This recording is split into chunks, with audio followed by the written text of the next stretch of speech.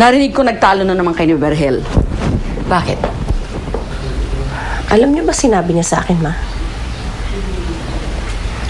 Na mahal din daw niya si Adana tulad ng pamamahal niya sa amin, Veronica.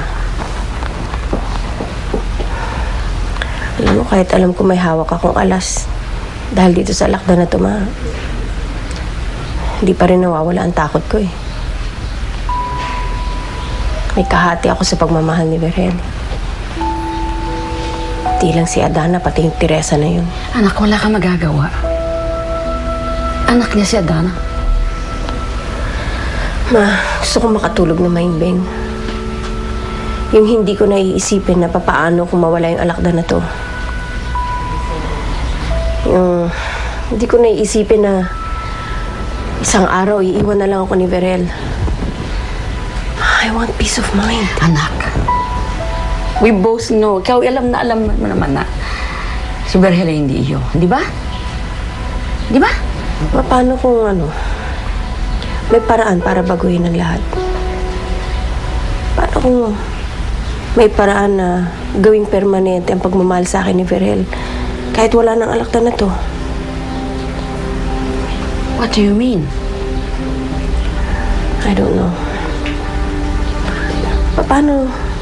Paano nagkaroon ng anak si Teresa ng tulad ni Adana? Nararamdaman ko parang may connection ng alakda na to kay Adana eh. Ma,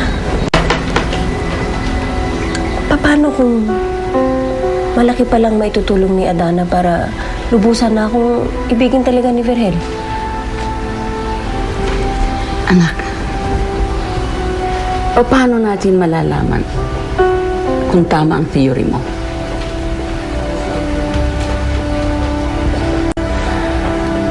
Dapat natin pag-aralan si Adana, Ma.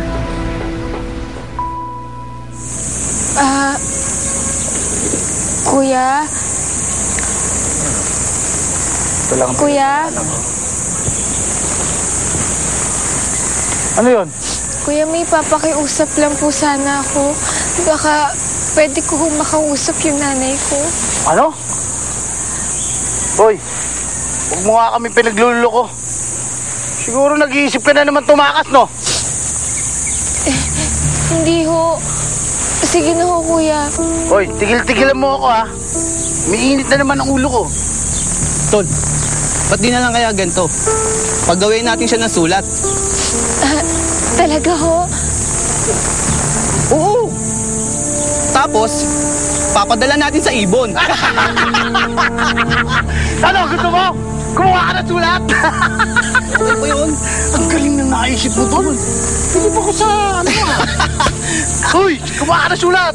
Papadala natin! Kailangan kong makausap si inay. Siya lang ang makakatulong sa akin para makuha ang gintong alakdan.